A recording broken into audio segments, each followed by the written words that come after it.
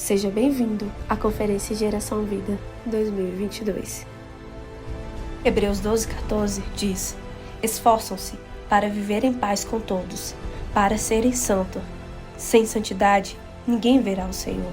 Santidade significa crescer constantemente, se concentrar no caminho evolutivo da vida e não olhar apenas para o processo de chegada. É trilhar uma trajetória espelhada em Jesus Cristo e, sobretudo, estar com os dois pés na espiritualidade e na caridade. E para você, o que significa santidade? Porque Deus não nos chamou para a imundícia, mas para a santificação. Deus não nos chamou para viver na imoralidade, mas para sermos completamente dedicados a Ele. Pois Deus não nos convocou para a impureza, mas sim para a santificação. Seja bem-vindo à Conferência Geração Vida 2022. Por fim, lembre-se, assim como ser santo não significa ser perfeito ou fazer atos heróicos, trilhar um caminho de santidade é um processo particular de cada um. Mas como o jovem pode purificar o seu caminho? Como o jovem pode ter santidade? Na palavra do Senhor vai dizer que observando conforme a tua palavra. Nós temos que a todo momento, a todo dia, estar lendo a palavra de Deus, mas não somente lendo, mas sim estudando, aprendendo dela e aplicando ela em nossas vidas. A Bíblia, ela é a palavra de Deus e ela nos ensina a todo momento como buscar a santidade.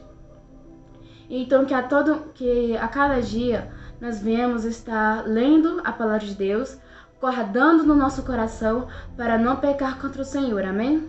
Que as pessoas olhem para nós e vejam santidade e que o nome, através de nós, o nome do Senhor seja santificado, porque Ele é santo. Santificar a nossa mente, santificar, os nossos costumes que às vezes nós deixamos a desejar, e nós só alcançaremos a santificação através de renúncia, através da renúncia. Porque a vida de santidade ela é um processo. E todos os dias nós precisamos renunciar ao nosso eu, renunciar às nossas vontades para viver a vontade de Deus em nossas vidas, para viver aquilo que Deus quer para nós. A palavra de Deus vai nos falar de que estava ali uma mulher, uma prostituta, para ser apedrejada. E aquele povo estava com pedra na mão, falando, vamos tacar pedra nela. Por causa da lei? Beleza, por causa da lei. Mas Cristo estava ali naquele momento. E Ele nos traz um ensinamento aqui naquele momento. Em nenhum momento Ele acusou aquela mulher do pecado dela. Mas em nenhum momento Ele também passou a mão na cabeça dela, dizendo assim, passando a mão no não, continue no seu pecadinho, uma hora, não. Ele de uma maneira, com amor, conseguiu fazer com que aquela mulher enxergasse que a impureza não vai trazer benefício nenhum para a vida dela. Jesus Cristo é o caminho da santidade.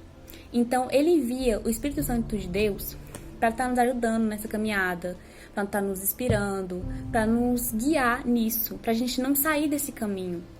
Que Jesus quer que a gente seja como Ele, porque quando a gente lê, principalmente no versículo 16, sede santos porque eu sou santo, Ele quer que a gente haja como Ele e que a gente consiga isso.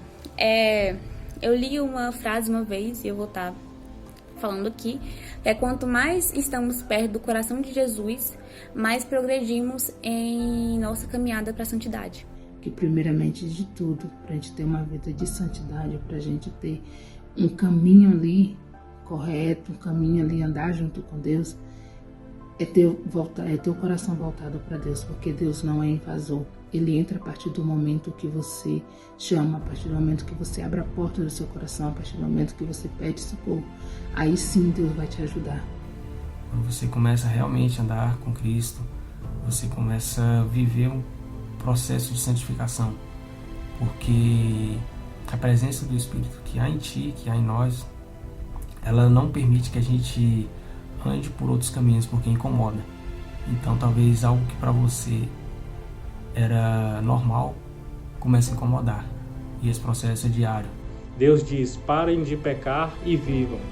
O mundo ensina que quando a pessoa está pecando, ela está curtindo a vida dela, ela está aproveitando. Só que Deus ensina que é ao contrário. Nós temos que abandonar o pecado e assim, só assim que nós vamos começar a viver as nossas vidas.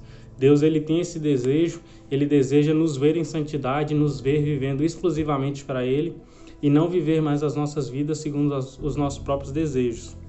E que então que nós viemos deixar pensamentos impuros para trás, agir impuros para trás, palavras impuras para trás. Viemos deixar essa vida de impureza, essa vida de malícia, essa vida de imundícia toda para trás. E que nós viemos seguir a vida de santidade, que nós viemos buscar cada dia mais a santidade, que nós viemos cada dia mais dedicar de verdade a Cristo.